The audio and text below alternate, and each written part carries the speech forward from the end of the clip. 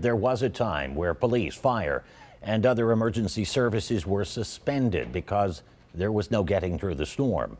As our Nate Benson reports, local officials want to be better prepared for future emergencies. Nate? Yeah, hey there, Dave. As you said, the cleanup continues tonight across the city of Buffalo, and elected leaders are trying to figure out how to prepare for the next storm. One Common Council member is proposing resolutions that will purchase equipment to combat future storms. Emergency response in the city was difficult. Not only were fire vehicles getting stuck, plows were getting stuck, National Guard vehicles were getting stuck.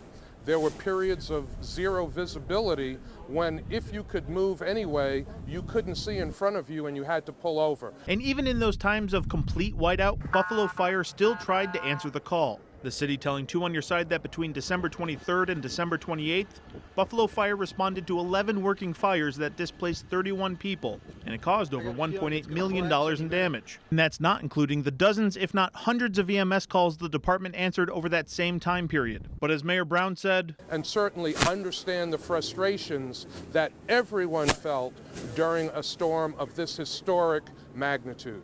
Now, looking ahead at what the fire, police, and DPW departments could have used, Councilmember Chris Scanlon proposed several resolutions that would ensure new equipment is ordered for future snow emergencies. These 3 departments are probably our most vital. They provide the most vital services, and we have to make sure that we are investing in them at an appropriate level.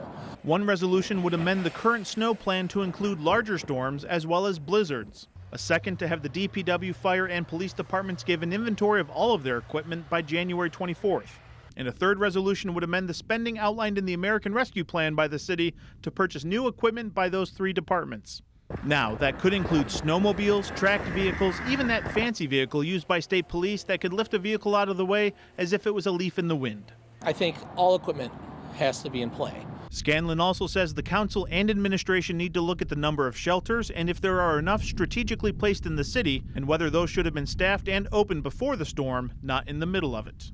We have to make sure we're keeping our citizens safe, keeping them healthy, and we have to look at all means, whether that's equipment, different plans, whatever we have to do to make sure that happens.